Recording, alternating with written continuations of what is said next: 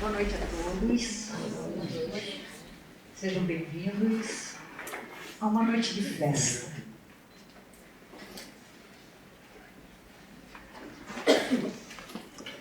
Hoje seria o dia que comemoraríamos o aniversário daquilo que conhecemos por espírito, Dr. Bezerra de Menezes. Então a gente iniciaria esse bate-papo dizendo que Dr. Bezerra nasceu no Ceará, numa fazenda, num lugarejo de nome Riacho do Sangue, hoje Jaguaripema, e falaríamos sobre sua vida. Porém, hoje a nossa ideia é um pouquinho diferente. A gente vai trazer para vocês como tudo começou no mundo espiritual, como as coisas foram decididas. Claro, a gente não vai ter tempo para todas as reuniões que houveram entre os espíritos, mas eu queria começar com o livro Brasil, Coração do Mundo, Pátria do Evangelho, onde o espírito Humberto de Campos fala ou escreve através de Chico Xavier. E nesse livro nós temos um capítulo inteiro, capítulo 22, sobre esse espírito, Bezerra de Menezes. E eu vou só passar alguns pontos para a gente saber um pouquinho desse missionário que viria mais tarde. Então existe uma reunião que é presidida, vamos dizer assim, por Ismael, o espírito protetor do Brasil. E ele está dizendo aos seus discípulos o seguinte: as primeiras experiências espiritistas na Pátria do Evangelho começaram pelo problema da cura. Ou seja, para se chamar a atenção, as curas começaram a acontecer aqui no nosso país. Em 1818, antes das guerras, vejam, bem antes de tudo acontecer, das guerras mundiais, né? O Brasil já possuía um grande círculo homeopático sob a direção do mundo invisível, ou seja, em 1800 e pouco começa a homeopatia dirigida pela espiritualidade. Então a gente acha que tudo que é inventado foi inventado pelo homem. E na verdade a gente, se for estudar com afinco e a fundo, nós sabemos que inspirações são dadas no momento certo em que a humanidade está pronta para receber algo de novo.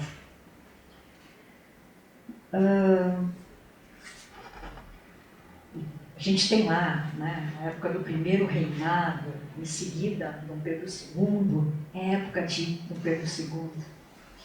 E nessa época, Ismael reúne no espaço, a gente não imagina onde, a gente sabe que não foi no espaço aqui ao redor da Terra, porque eram espíritos já muito elevados, e ele reúne os seus dedicados companheiros de luta em assembleia. O grande mensageiro de Jesus esclarece a todos os discípulos sobre os elevados objetivos daquela reunião.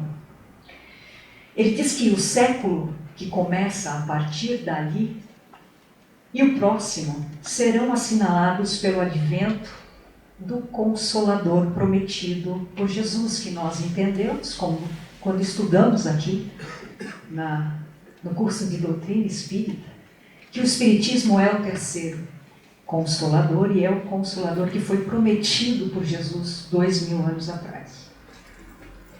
E ele diz, o Espiritismo vai chegar, né? Ele diz de outra maneira.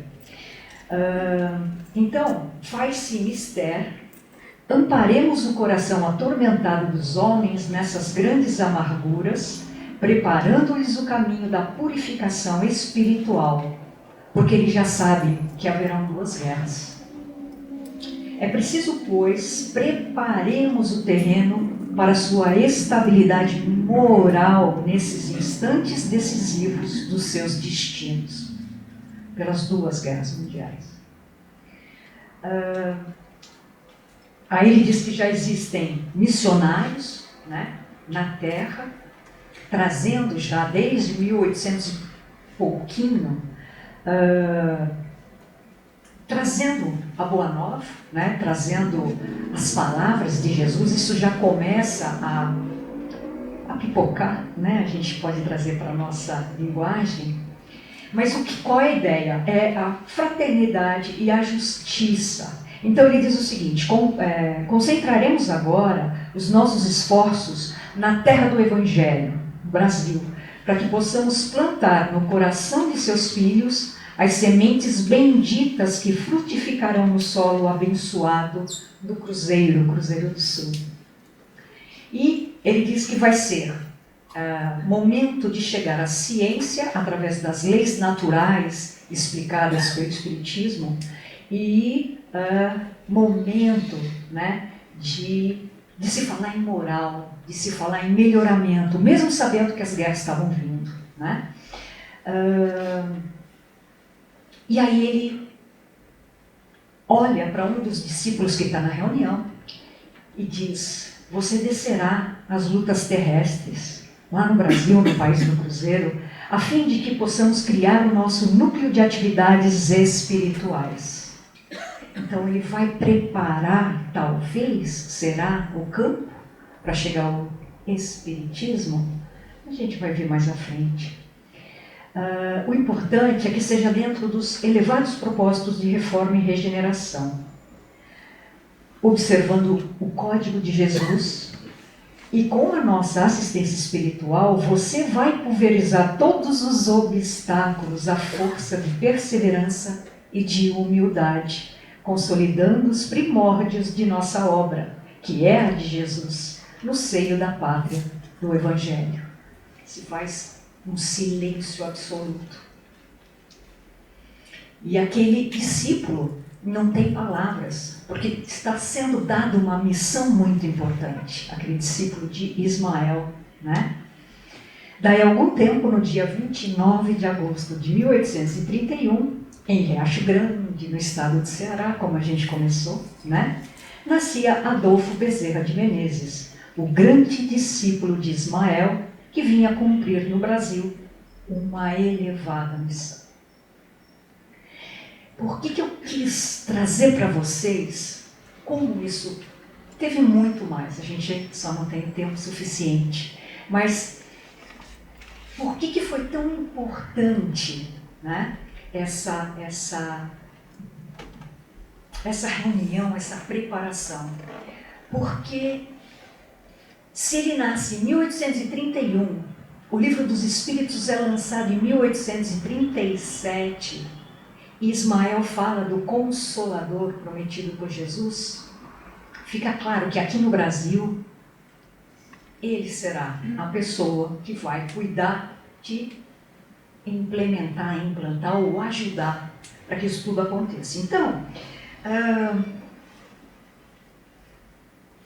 ele se torna um menino bonitinho, olhos verdes, né? Muito inteligente, muito esperto.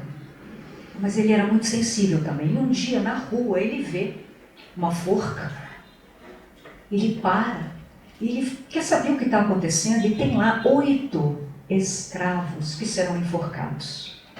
E ele pergunta: mas por que eles serão enforcados? Porque eles fugiram. Mas vocês vão enforcar porque eles fugiram? Não, porque são escravos e fugiram. E ele não entende. Então aí, menino ainda, já começa a nascer dentro dele aquele abolicionista. Ele nasceu numa família com posses. O pai era abastado, mas o pai já era muito bom, o senhor Antônio Bezerra de Menezes. E, como era bom, ele não negava quando lhe pediam, né, posses, dinheiro, e ele foi da abastança à ruína. E quando Adolfo tem 11 anos, o pai já está, enfim, sem dinheiro, com problemas financeiros, e ele começa a ser perseguido, porque ele também era bom, ele também tinha ideais. E ele começa a ser perseguido politicamente. Então, eles se mudam para o Rio Grande do Norte e o Adolfinho é matriculado na escola de latim, escola pública de latim. E ele vai ficar lá por 2 anos, até que ele já sabe um pouco mais que o professor.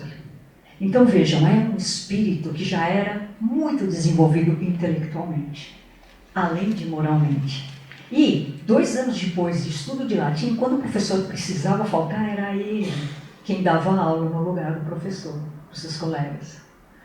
E eles passam lá até ele completar 17 anos, quando ele volta para o Ceará. A família fica, mas ele volta para se preparar. Ele queria ser médico, ele sentia que tinha essa vocação. Então ele volta para o Ceará, agora para Fortaleza, quem vai cuidar dele é o irmão mais velho.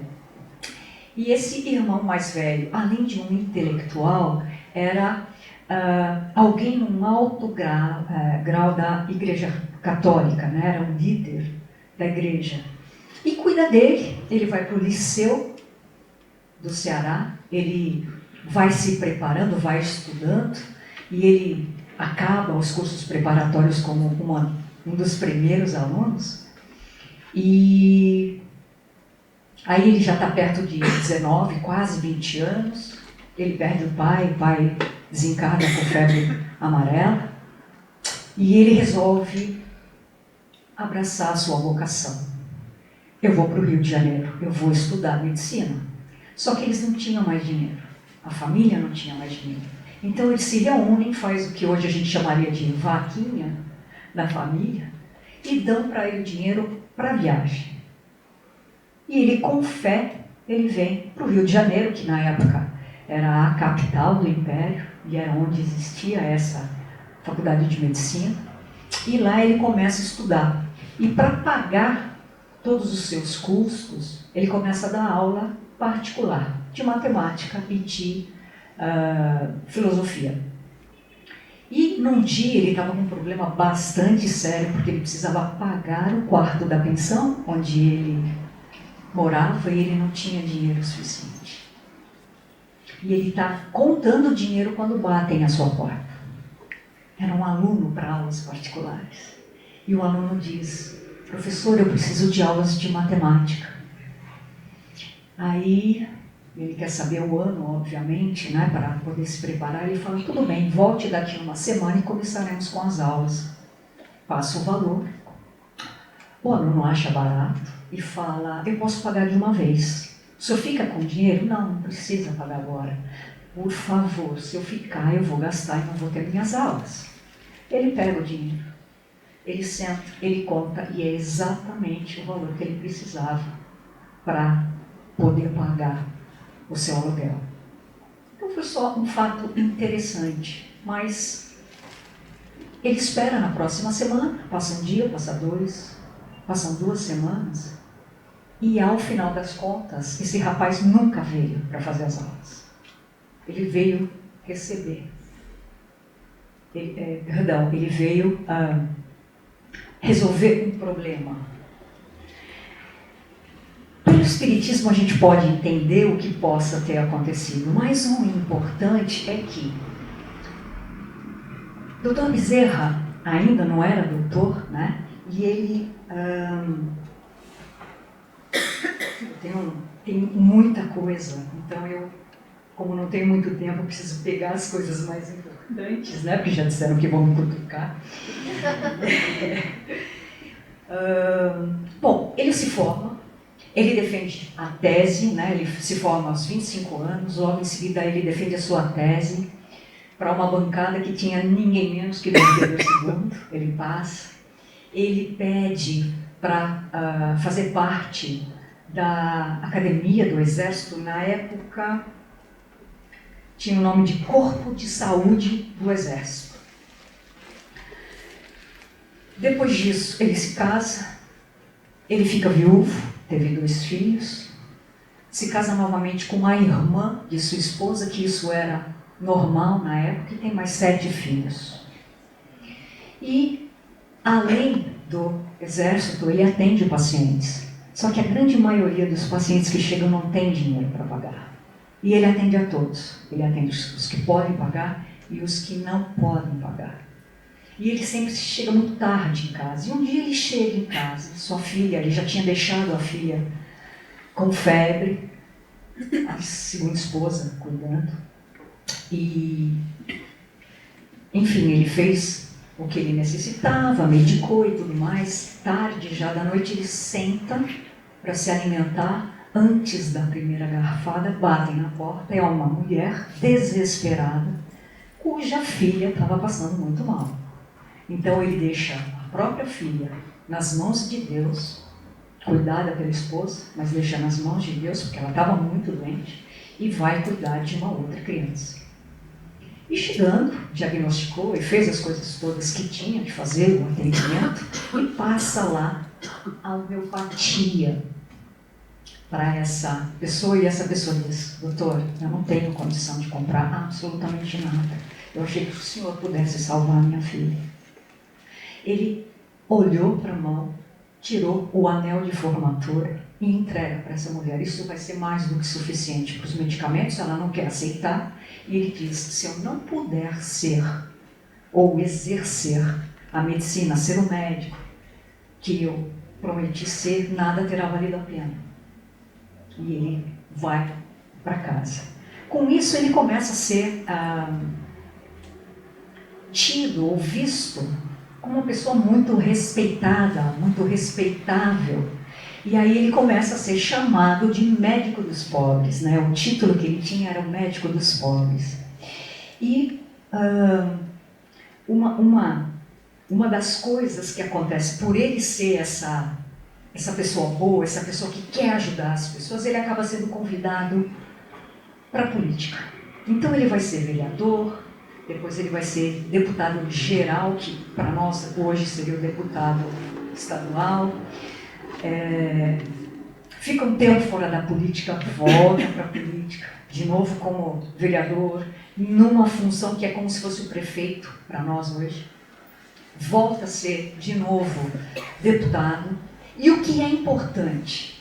Várias outras coisas acontecem, mas o que é importante nisso tudo? Ele sempre no plenário estava querendo defender aqueles que não tinham o que comer, aqueles que não tinham onde morar, aqueles que eram os mais frágeis na sociedade. Ele falava sobre abolir a escravatura e ele se sentia como se uma sala como essa, no plenário, de repente, quando ele começava a falar sobre a abolição, era como se ele estivesse falando sozinho. As pessoas começavam a conversar entre elas, ele não tinha eco, né, nessas coisas todas. Então, um dia, ele está saindo do hospital e um amigo, não preciso ver o nome, se bem que isso não é importante, Dr. Joaquim Carlos Travassos, que havia traduzido o Livro dos Espíritos aqui no Brasil pela primeira vez, que era amigo, que trabalhava no mesmo hospital, e um dia Dr. Bezerra de Menezes está saindo do hospital, esse amigo lhe entrega um exemplar do Livro dos Espíritos e diz: olha, acabou de sair da prensa, fui eu que traduzi, eu gostaria que você lesse. Ele olha, católico, ele cresceu numa família católica, o irmão, líder católico, ele olha, Livro dos Espíritos. Ele fica um pouco sem saber, agradece o presente que veio com o dedicatório, e ele tinha que tomar o bonde para ir do hospital até a Tijuca, onde ele morava, e demorava 1 hora. Então ele está no bonde, ele abre, ele olha para o livro e pensou, né? Ele vê lá filosofia espírita. Então ele, de repente, pensa: eu que já estudei todas as linhas filosóficas, como é que eu não conheço essa? Agora, será que se eu ler um livro de espíritos, eu vou para o inferno? Acho que não, né, Deus? E ele abre o livro e começa a ler. E ele se prende àquela leitura de uma maneira que, no dia que ele acaba de ler, ele diz: eu prefiro ler, porque ninguém melhor que ele para dizer. Então, terminado o Livro dos Espíritos, ele diz: lia, mas não encontrava nada que fosse novo para o meu espírito, embora tudo aquilo fosse novo para mim. Eu já tinha lido ou ouvido tudo que se achava no livro dos Espíritos. Preocupei-me seriamente com este fato maravilhoso. E a mim mesmo dizia, parece que eu era espírita inconsciente. Ou mesmo, como se diz vulgarmente, espírita de nascença. E aí ele mesmo acha graça. Ele fala, como pode uma coisa como essa? E aos 51 anos, ele já tem ali 5 anos em que ele sofre do estômago e que ele tem uma dispepsia e um amigo quer ajudá-lo e fica sabendo de um médium receitista. E ele fala, eu vou perguntar, eu posso levar essa medicação? Será para o meu amigo? E ele chega, o médium sequer deixa esse amigo, Mário Lacerda, deixa esse amigo falar e diz, você veio por outra pessoa. Ele tem dispepsia, ele sente náuseas, ele fui falando todas as coisas. Leve, por favor, para ele esta homeopatia. E pega um papel, escreve, fala, aqui está a maneira de usar. O amigo chega e fala, estive num médium receitista que passou isso para você. Adolfo diz, você está maluco? Né? Como? Faz 5 anos que eu tomo remédio para o meu problema, imagina que eu vou pegar alguma coisa de alguém. Só que quando ele olha, ele fala, realmente eu tenho isso? O amigo não sabia o que ele tinha. Como é que o médium podia saber? A medicação era para o que ele tinha e ele falou, vou experimentar essa homeopatia. Bom, isso para dizer o quê? Isso vai longe. Mas isso para dizer o quê? Que essa cura faz com que ele entenda que o espiritismo é muito mais do que apenas o que ele tinha visto no livro dos Espíritos. Então, num determinado momento, num salão nobre, ele fala para 2.000 pessoas, olha, eu abracei o espiritismo. O irmão que era católico, líder, fica sabendo e manda uma carta, pelos jornais e manda uma carta, você não é mais da família. E ele responde numa carta dizendo, olha, nós dois estamos próximos, isso é o final da carta, estamos próximos da morte. Quando estivermos do lado de lá, a gente vai ver se eu tinha ou se eu não tinha razão. Então, no final, ele esteve à frente, ele é convidado pela Federação Espírita do Brasil a ser presidente, depois foi vice-presidente, fez várias obras, escreveu no Reformador, que era um periódico que ia além do Brasil, e muitas outras coisas. Mas o mais importante era saber quem era essa pessoa caridosa, essa pessoa humilde. Um dia saindo da federação, ele vê um senhor, um homem, ele vai descendo as escadas, esse homem o para e diz, eu não tenho o que levar para minha família comer, eu estou desesperado, eu não sei o que fazer, eu preciso de ajuda. Ele dá um abraço, né, nessa pessoa, ele já não tinha mais o anel, ele olha na mão, ele não tinha um anel, ele não tinha nada para dar. Ele dá um abraço e diz, vai para sua casa e ore com a sua família, peça para que acreditem. Ele vai para casa, ele faz o que o Dr. Bezerra havia pedido. Ele adoece, tem lá alguma coisa, hoje a gente diria, é uma virose, mas ele tem muita febre, com isso ele alucina. E ele vê um determinado local que ele conhece, uma porta que ele conhece. Ele melhora em 2 dias e ele vai pedir ajuda nessa porta e ele consegue um emprego. Então, na semana seguinte, ele volta na febre e fala, doutor, eu fiz o que o senhor mandou, eu orei e eu consegui um emprego. Eu vim para agradecer. Então, Dr. Bezerra, ele não curava apenas com a homeopatia ou ele era apenas um médico. Ele era um médium de cura, com um abraço, com um olhar. E ele era uma pessoa tão boa, a nível de um dia, ele andando na rua, uma pessoa tira a carteira do bolso dele e sai andando. A polícia vê, pega a pessoa, vai atrás. doutor, essa pessoa roubou sua carteira. Ele olha a pessoa, ele pega a carteira, aí ele fala, não, é um amigo meu, ele só está brincando. Aí a polícia diz, então tá bom. E aí o ladrão começa a chorar quando a polícia sai. Como o senhor pode fazer uma coisa? Eu roubei o senhor. Ele falou, olha meu filho, você deve estar muito desesperado. Ele abre a carteira, tira metade do dinheiro, que não era muito, mas dá para essa pessoa e fala, vai fazer o que você precisa.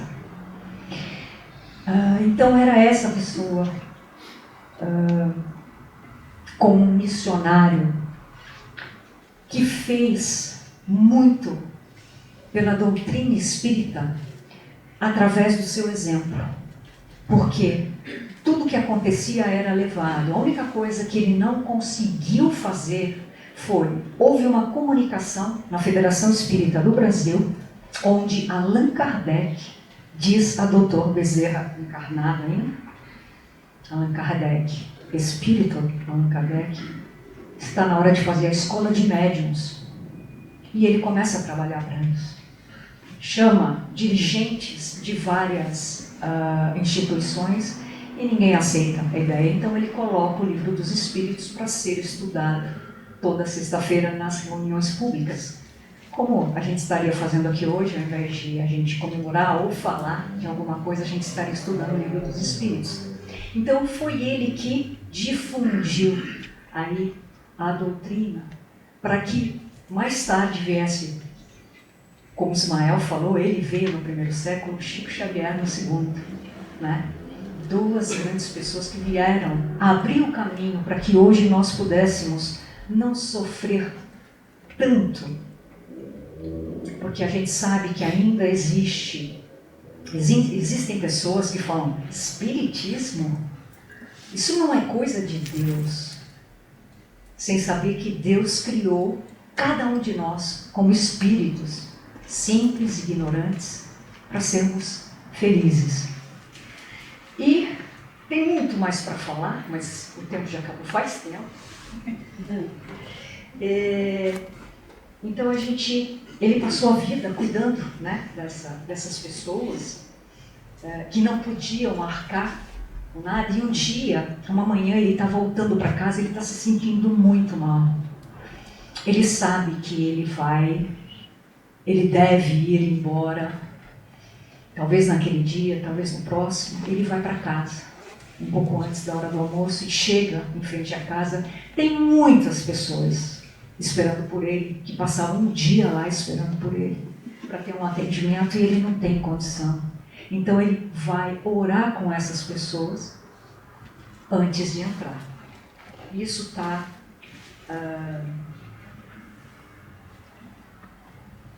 no livro Lindos Casos, de Bezerra de Menezes.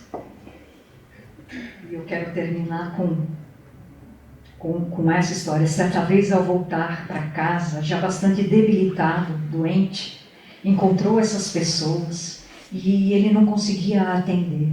Porém, sentindo que se aproximava o momento de sua partida, orou emocionado a Maria de Nazaré em favor dessas pessoas que estavam ali esperando por ele. E a sua oração foi: Maria de Nazaré, advogada de nossas súplicas junto ao Divino Mestre e a Deus Todo-Poderoso, eu te peço, não não me deixes sofrer, mas que eu possa aprender nesses últimos momentos alguma lição com o sofrimento. E por fim, mãe querida, eu te peço pelos meus irmãos que ficam, por esses pobres amigos doentes do corpo e da alma a quem eu não posso mais ajudar, que vieram buscar o teu humilde servo numa migalha de conforto e de amor.